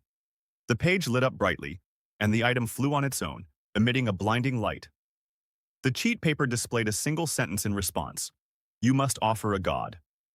This thing must be at least legendary if it demands a god as a sacrifice. Just when he thought he was doomed, he realized he had been blessed instead. After thinking about it for a bit, he came to the conclusion that he was getting ahead of himself. At the moment, he wasn't even connected to a minor god, let alone a demon god. For now, he decided to try infusing a little of his mana into the mysterious necklace. After waiting a few moments, he was met with total silence. It was frustrating. He had something extraordinary right in front of him, but no clue what it could do. Racking his brain, he tried a few more tricks with the paper, hoping to squeeze out some information by phrasing his questions differently. But no matter what he asked, as long as it related to the necklace, he kept being prompted to offer a god in exchange. He was finally starting to accept that he wasn't getting any free info. Nonetheless, he took the risk and chose the jeweled necklace as his reward, convinced that it was the most valuable item in the armory. After equipping the accessory, he opened his status window to check for any changes. As expected, a new, unknown trait had appeared that wasn't there before. He'd just have to take his time figuring out what this thing really is. When he exited the armory, Instructor Aries asked him about his unusual choice. He honestly explained that he picked an item with no description. When asked if he had any insider info, he truthfully responded that he didn't. Technically, it wasn't a lie. Adele just couldn't think of a good reason why this thing seemed to be working against him so much. In the end, the big guy reluctantly admitted that Adele might be a bit suspicious, but he still had to trust the words of his cadets. He turned to the freshman frontrunners and warned them to take care of their chosen artifacts, as they could prove to be their lifeline. Adele looked around the room and saw figures who would soon lead the demon world. These individuals would surely receive a lot of investment and support in the future. If he could manage to siphon a bit of that support for himself, he'd be satisfied. After the exams were over, the hidden door to the armory disappeared without a trace. With the exams concluded, it was time for the lady and the guard to return to their dorm. Just as they were about to leave, someone stopped Adele from taking another step. The smiling Baltan approached him, apologizing for his earlier rudeness. He introduced himself properly and extended his hand to make amends. This sudden gesture took Adele by surprise, but he wasn't one to refuse politeness. As he shook Baltan's hand, he realized that this guy was anything but polite. Baltan immediately tightened his grip, a mischievous grin spreading across his face. Adele felt a sharp, crushing pain coursing through his hand. Baltan is the type of guy who couldn't care less about weaklings. His only interest lies in the strong, driven by an intense mix of jealousy and envy. He once pushed the protagonist of the novel to the brink of death, but after realizing the MC's potential, that bastard spared him for a future duel. Baltan is a battle-obsessed maniac, his smug smile never leaving his face, as he goaded Adele into taking action. So, Adele set his sights on Baltan's sword as his target for a position transfer as well. In the blink of an eye, he switched places with the sword, tapping the bastard's shoulder. The test just ended, and Adele wasn't in the mood to entertain a spoiled young master's whims. Besides, that handshake had nearly crushed his bones. In response, Baltan laughed, clearly enjoying himself. Seeing Adele's abilities only fueled the maniac's desire to fight. Now he wanted a fight to the death. Before things could escalate any further, Lady Renee stepped in to stop the psycho. Exuding her own chilling aura, Aurora, she warned Baltan that she'd join the fray if he didn't stop his antics. Finally, the lunatic reined in his aura. As much as he loved fighting, taking on 2 powerful opponents at once was a bit much. He didn't want to risk injury before school started. Besides, there would be plenty of opportunities for bloodshed later. The maniac really was crazy. He says he doesn't want to get hurt, but he's still up for a fight to the death. Adele still couldn't figure out Bolton fully just yet. For now, it was time to leave with the young lady. Despite all the chaos, Adele couldn't help but look forward to life at Sighton. Back at their hotel, Adele woke up feeling refreshed in the morning. The guy was casually showing off his perfectly toned body, just flexing for us mere mortals. He felt great, getting stronger day by day, full of excitement. He pulled out the uniform that Saitan had sent over to try on. After slipping into the standard black pants and patched black blazer combo, he was surprised by how comfortable it felt. They were required to wear nothing but uniforms for 3 whole years, but at least the uniform was practical. Wanting to see Lady Renee and her team, he hurried to her room and knocked. After confirming it was her guard, Renee opened the door, and Adele was taken aback by how beautiful she looked in the classic blazer and skirt, bathed in sunlight streaming through the window. He couldn't help but verbalize his compliment. The young lady blushed, her usual cold-blooded demeanor with a blade not preventing her cute side from shining through. Since Adele had a rare day off, he planned to take a walk around the city for a bit. He bowed and suggested she rest. But just as he was about to leave, she stopped him, red-faced and bashful, asking if he was forgetting something. She reminded him that while he had a day off as a student, he was still on duty as a guard. Completely forgetting his main role in the excitement of a break, he decided to compromise. She would join him for a walk around the city after changing. Just like that, his planned day off was ruined. However, his sorrow quickly faded as he took in the liveliness of the city. With its cleanliness and peace, it was hard to believe a war had taken place just 10 years ago. Reconstruction was still underway in the outer regions. Humans may have won the war, but they had failed to fully capture the capital. Lady Renee tugged on his sleeves, pointing innocently at a street food stall, eager to try some. The meat shimmered as the heat gave it a perfect color. It was a skewer of seasoned buck and vegetables. Wondering if it would taste like chicken, Adele ordered 2, one for himself and one for the lady. As soon as they took their first bite, the delicious taste instantly lifted their spirits. Adele was amused to see the normally stoic Renee making such an adorable expression. Perhaps she was starting to warm up to him little by little. The two continued strolling through the city square, chatting happily, enjoying each other's company for the first time in a long while. It had been a while since Adele had a real break, and this might be the last one he gets for some time. Eventually, their walk brought them to a grand statue in the center of the capital. Adele stared at the massive statue, puzzled, and Renee had to step in and explain that it represented the first Demon King. As he took a closer look, he noticed how strikingly similar it was to Diana. It wasn't every day you got a chance to study the features of the first Demon King up close. When Adele focused a bit harder, he saw the statue's eyes suddenly glow with a familiar light slash. The necklace hanging around his neck resonated with the intense glare slash. The solemn memorial of the first Demon King unleashed a strange power that shot directly into his artifact.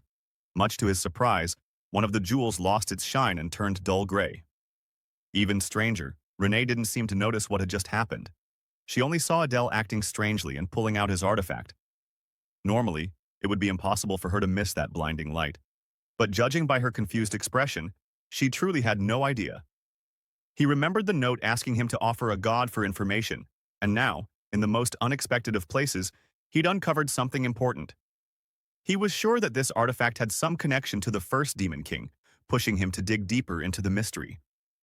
Their walk around the city came to an end, leaving Adele filled with curiosity, and the next morning, they made their way straight to Sighton for the entrance ceremony. The headmaster and instructors stood on stage, facing nearly 100 new students in the auditorium. Adele overheard some of the freshmen calling the headmaster a little kid, despite the fact that she was a monster who could easily crush them without lifting a finger. Some even thought she was cute, calling a child covered in tattoos cute. Adele's classmates might need to check their hard drives. Suddenly, she cast a sharp glare towards the students causing the disturbance, and Adele made a mental note of the possibility that she could read minds. With Instructor Aries' loud shout, silence fell, and the entrance ceremony began. The headmaster gave a typical speech, and the atmosphere calmed down. Once the speech was over, the oath-taking ceremony for the top cadet and the runner-up started. As expected, the accolades were awarded to Diana and Bolton. Looking at Lady Renee, she seemed completely unaffected that she didn't take first place, which made sense considering her sole purpose for enrolling was to take revenge on her mother. She didn't care about the competition.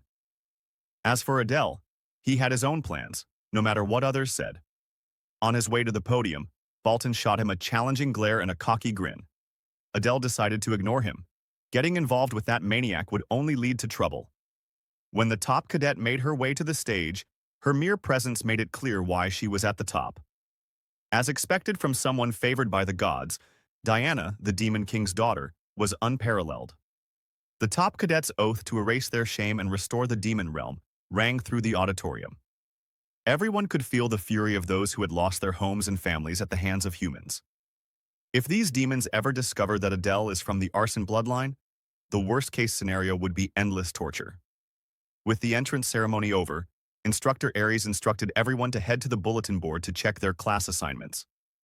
Everyone formed a neat line to find their names on the board, and after scanning the list, Adele found his name listed under Class A. When he searched for Lady Renee's name, he almost shed a tear. Luckily, his boss was assigned to Class C. He tried to look upset, but the smile on his face betrayed his true feelings. She insisted that he was still her guard and must drop everything when she calls. Proud of the little independence he had just gained, Adele made his way to his assigned classroom. On his way, he accidentally bumped into another student. The kid turned toward him with murderous eyes, veins bulging in his neck. The rude kid threatened to kill him and called him a Cerberus-looking bastard. Adele was taken aback by the hostility from a complete stranger. He recognized the kid as the son of Varus, a descendant of Gluttony Samuel, someone pretty strong among the 7 deadly sins. The kid was picking a fight even though he was at fault. Trying to avoid trouble on the first day, Adele apologized. Samuel is one prickly freak with a face just begging to be punched.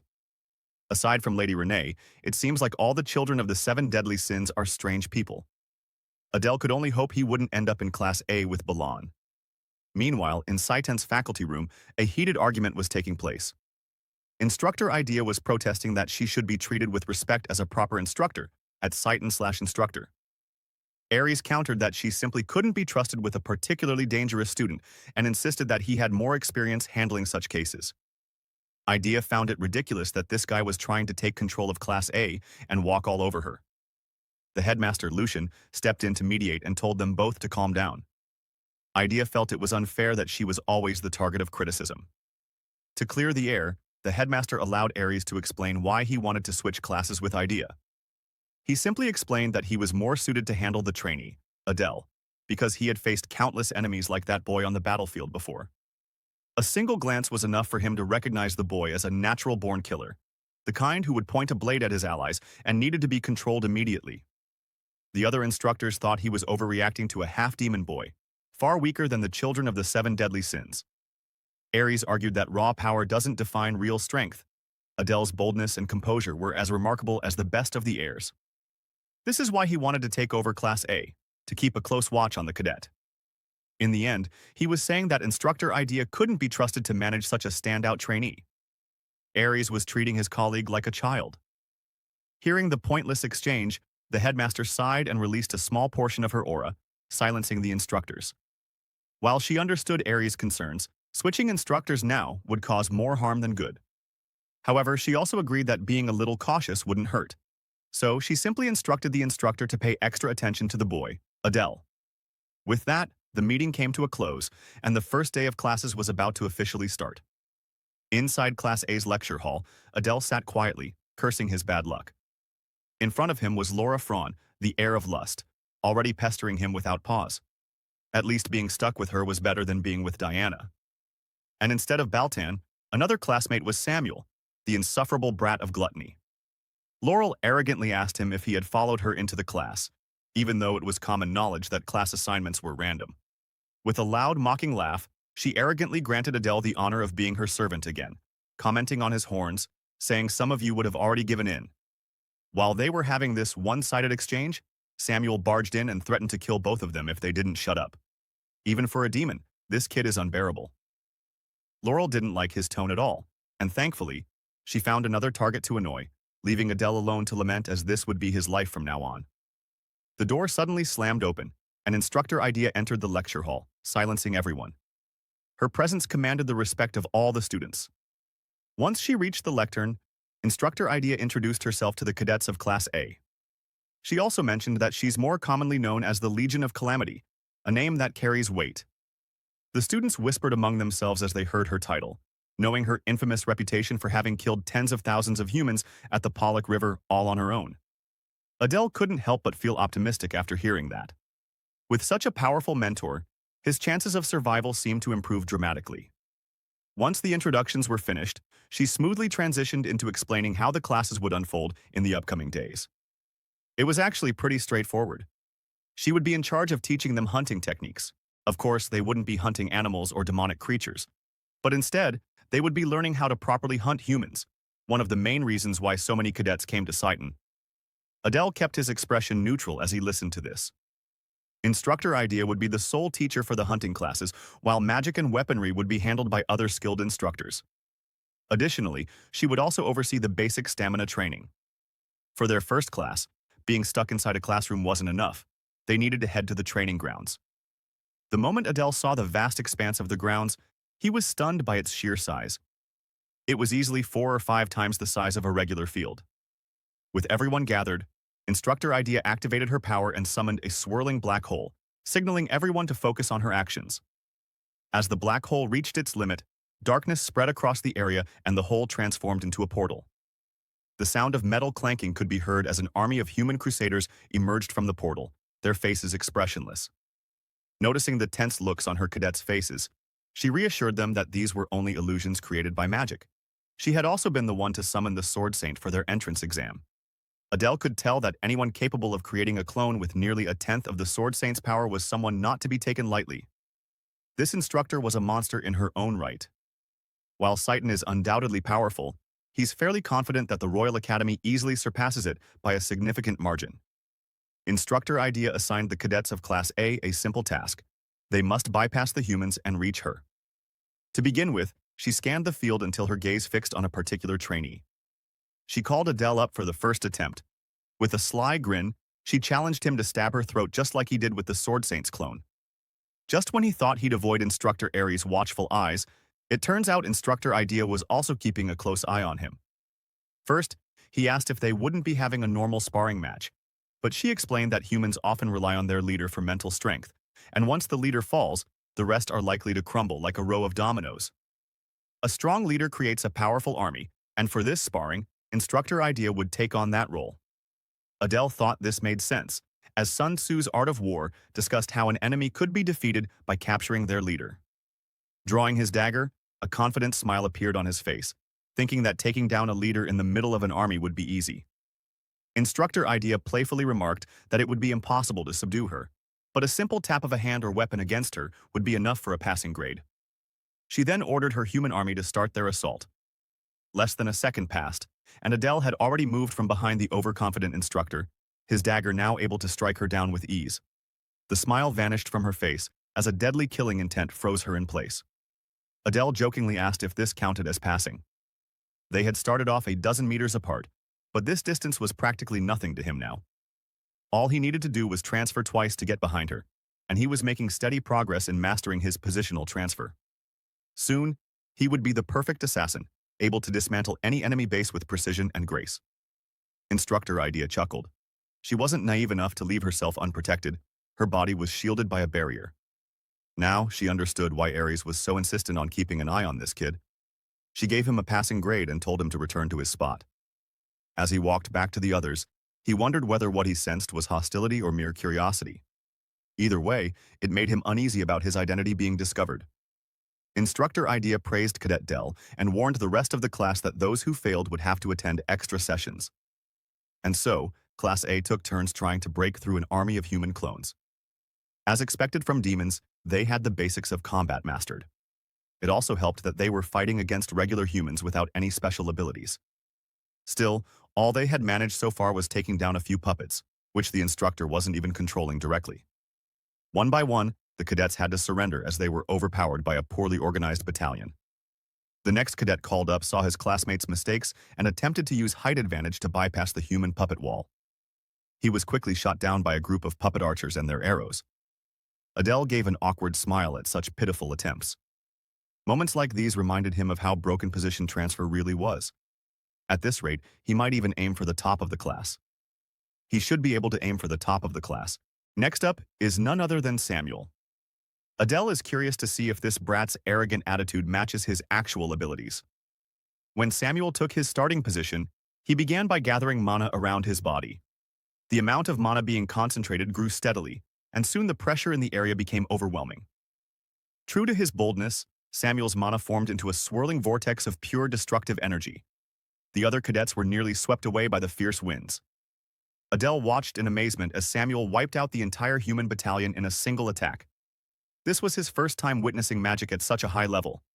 Samuel's unique ability, driven by his insatiable hunger, is a terrifying power that can consume everything in its path. Adele figured that this kid might just take the top spot in the class for now. But when the dust settled, Instructor Idea stood there completely unharmed. In fact, she looked rather disappointed with this group. Adele had expected this. There was no way an instructor would let herself be blown away by a cadet. Samuel's attack cleared the field, leaving only the leader standing. It was impressive enough to cause a brief moment of surprise. Unfortunately for him, like many others, Samuel failed. He seemed shocked, as if he wanted to argue the decision. But Instructor Idea simply snapped her fingers and showed why something so basic was ineffective against her. Behind her stood a massive army of human puppets, and she once again emphasized that as long as a leader remains, humans will always find replacements to take their place. Stretching all the way across the field, Adele estimated there were about 200 puppets behind her. All Professor Idea had to say was that Samuel's magic was impressive, but only for a first-year cadet. The prickly Samuel knew better than to argue, so he just scoffed and walked back to join the others. Adele was surprised that the kid could accept such a harsh result, though clearly with some frustration. When their gazes met for a brief moment, Samuel felt his anger surge. The root of his failure was his overconfidence in his abilities. If he had focused that power on the real target, he could have passed this test with no trouble at all. The assessment continued as Idea called up another cadet, and a loud, arrogant laugh echoed through the crowd. Laurel Fraun eagerly stepped forward, excited to take her turn. The other cadets were sure she'd pass. It was just a matter of how. She stood before the puppets, calling them mere minions daring to block her way. But her haughty words didn't get the reaction she expected, and as she nervously sweated, her confident speech came to an abrupt halt.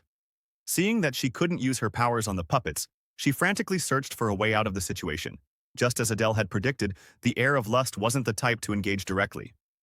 During the entrance exam, she had hidden behind her teammates, using them as her chaotic minions while giving orders from the back like a queen bee. She's basically harmless without her minions. Desperate for a way out, she turned her focus back to the group of cadets and locked eyes with Adele, silently pleading for help while still calling him a slave, oblivious to the one-sided nature of their relationship. The entire class stood in quiet discussion over what they had just heard. Adele had no intention of helping Laurel in the first place, and now he definitely wouldn't.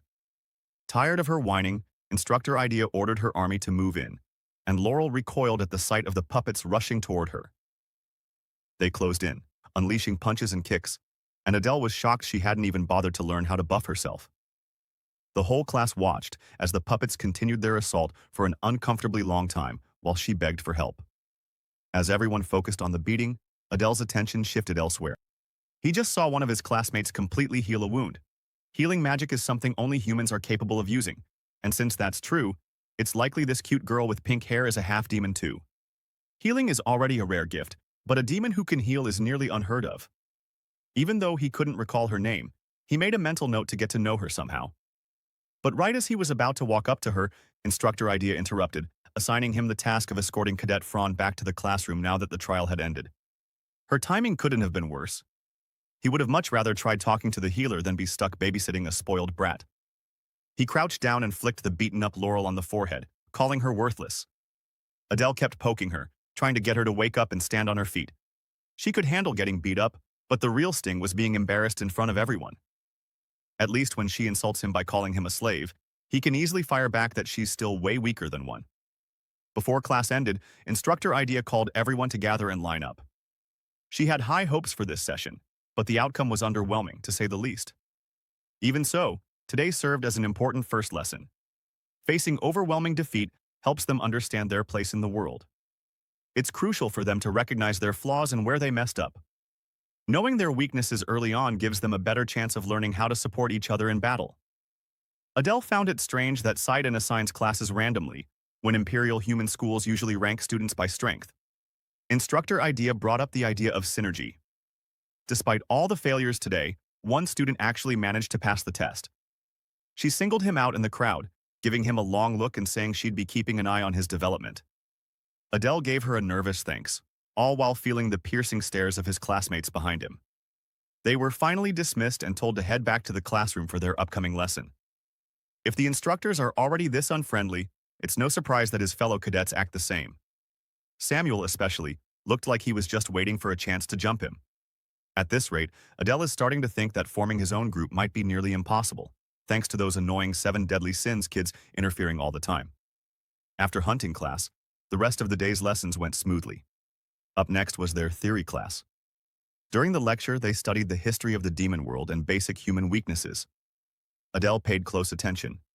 He learned today that demons have bodies almost identical to humans, and hitting certain spots causes the same kind of pain. Their instructor mentioned there would be a quiz next time and reminded them to review the material. It all felt surprisingly ordinary. Still, Adele found school life boring since he already experienced all this in his past life. It was only the first day, but he already felt drained. Just like before, he didn't have anyone to hang out with after class. Though there was this one girl he'd been trying to talk to lately, the pink-haired healer. Since the next class wasn't starting just yet, maybe now was a good time to approach her. He slowly made his way over to her desk, and their eyes briefly met. With a gentle smile, Adele introduced himself properly. The girl didn't say a word, just stared at him, while the whole class suddenly stopped what they were doing and focused on them. Thinking about it now, Adele realized that anytime two half-demons interact, it tends to attract unwanted attention from everyone around. Noticing how uneasy she looked, he figured it was better to end the chat for now and try again later. So he quickly pulled away from the uncomfortable moment. As he walked toward the exit, all he really wanted was to go to the bathroom and maybe feed his mana with a bit of solitude or something. Suddenly, the door swung open and Samuel entered the room. For what felt like the 100th time today, their eyes met, and Adele just wanted to leave already. But once again, that arrogant brat stared at him like he was beneath dirt. Trying to keep things civil, Adele reluctantly stepped aside to let Samuel through first. As he walked past, Samuel scoffed and muttered something about how disgusting lowborns are. Everyone has a breaking point, and although Adele had tried all day to avoid conflict, he was done putting up with this nonsense. He turned and threw a sarcastic remark, mocking Samuel's family, which clearly hit a nerve. Samuel instantly released a foul aura and demanded Adele repeat himself. Instead of backing down, Adele insulted the Gluttony family again, calling them worthless trash that just happened to walk and talk. That was enough to send Samuel into a frenzy, not that it ever took much to make him snap. Unlike Bolton, who knows when to press and when to hold back, this idiot is nothing but a ball of unfiltered hatred and aggression. If this kid's going to become a problem for Adele's future, maybe it's best to just deal with him now before things get worse. Samuel twisted his mana, shaping it into a jagged armor that wrapped around his body. Adele stayed calm, thinking he could probably get away with blasting off Samuel's arm if he spun the situation the right way. But before either of them could make a move, the next class's instructor had already shown up without anyone noticing. Their intense auras were instantly dispelled as the instructor, with slicked-back hair and glasses, smiled warmly and politely asked everyone to sit down. Neither Adele nor Samuel had even realized when the instructor entered the room.